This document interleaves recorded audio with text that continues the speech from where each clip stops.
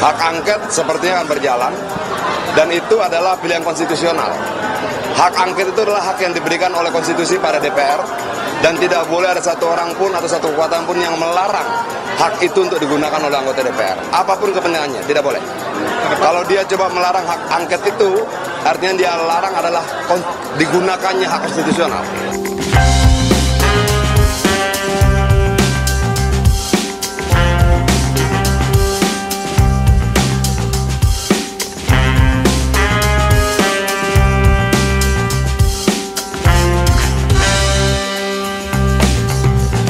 Nah, di sini akhirnya Ibu Sri Mulyani bersuara ya.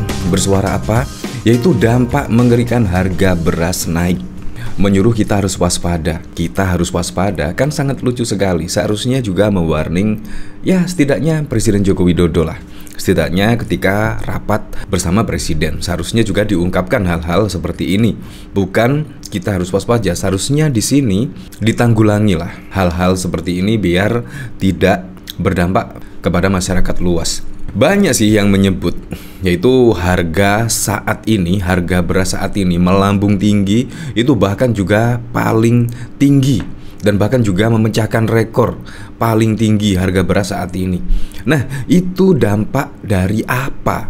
Banyak yang menyebut yaitu gara-gara pada waktu lalu Presiden Joko Widodo membagikan bansos. Itu ugal-ugalan. Wah, ya sebelum Pilpres pada waktu lalu memang Presiden Joko Widodo itu ketika kunjungan kerja dimanapun Presiden Joko Widodo berada di situ bahkan juga membagikan bansos beras. Apakah hal tersebut yang membuat beras saat ini melambung tinggi? Tetapi sih Presiden Joko Widodo menyangkal dalam statementnya pada waktu lalu, karena harga beras saat ini juga dialami oleh semua negara karena memang ada perubahan iklim di situ. Ya, tapi kita kembalikan lagi lah ke masyarakat. Tetapi saya sangat sependapat sekali dengan Ibu Sri Mulyani ini.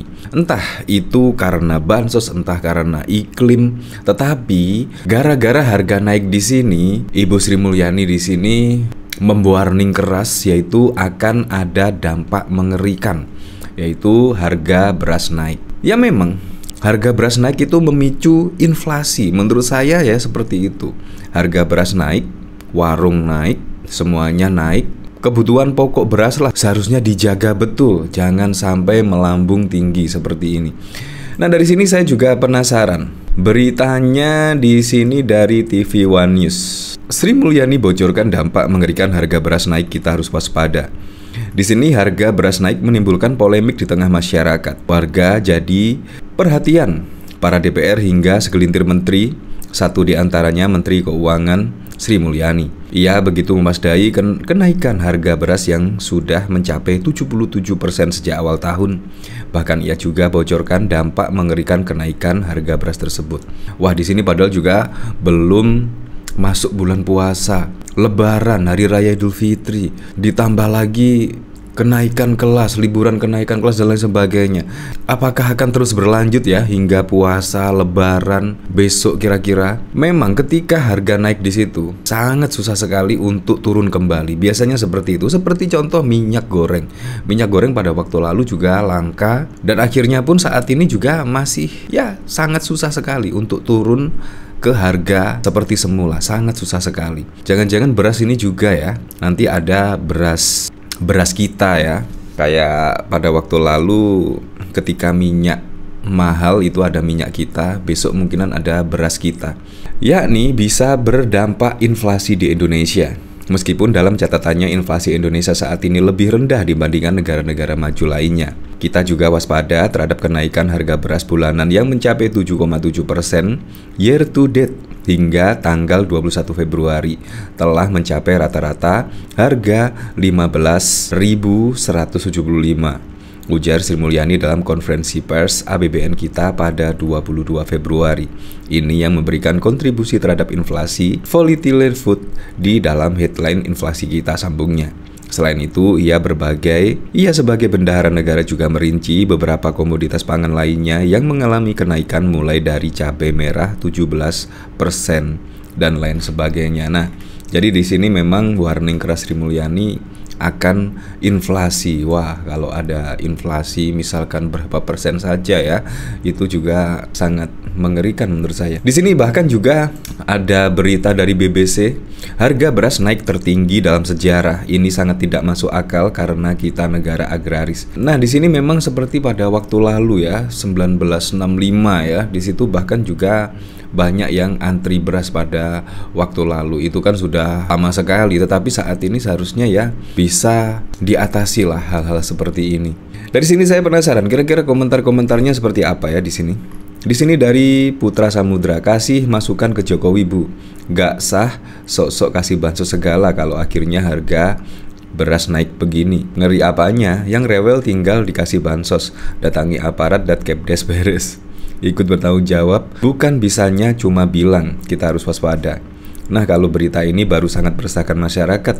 Bukan hak angket yang bikin resah, karena kalau hak angket bisa membuktikan kecurangan, rakyat malahan tenang. Dampak terjadi karena sebab, evaluasi sebab sangat bermanfaat supaya tidak lagi terjadi dampak akibat yang di luar dugaan nantinya. Lagi panen Bu, petani di desa tapi nggak dijual buat persediaan. Nggak apa-apa beras naik. Naikin saja sampai 40.000, 50.000 sekilo, nggak apa-apa kok, santai saja. Nah, di sini bahkan pada waktu lalu, ya apa kebetulan, apa gimana ya? Di sini ketika TKN Prabowo Gibran atau program unggulan dari Pak Prabowo dan Gibran di sini adalah makan siang dan susu gratis. Ketika Pak Prabowo dan Gibran di sini ya terpilih lah setidaknya versi quick count di sini, ada kejutan, yaitu harga bahan pokok di sini tiba-tiba naik. Ya seperti beras lah di situ naik. Apakah ini adalah tanda-tanda? Karena kalau menurut saya sih, kalau semuanya naik, di sini makan siang dan juga susu gratis pasti akan terkendala lah, setidaknya biaya akan membengkak lah. Gara-gara ada program makan siang dan susu gratis, tiba-tiba semuanya naik di sini, pasti program tersebut juga akan berdampak. Ya, tapi kita tidak tahu lagi lah. Menurut saya sih, siapapun presidennya kelak, entah itu Prabowo, entah itu Anies, entah itu Ganjar, yang paling penting adalah bisa merealisasikan semua program-program dan janji-janji manisnya. Menurut saya itu yang paling penting. Dan menurut saya itulah yang sangat diharapkan oleh masyarakat. Mewujudkan program-program dan janji-janjinya bisa berdampak bagi masyarakat luas. Nah, di sini bahkan juga dikomentari oleh The Loan, kemampuan beli bentor tapi maksa beli Ferrari.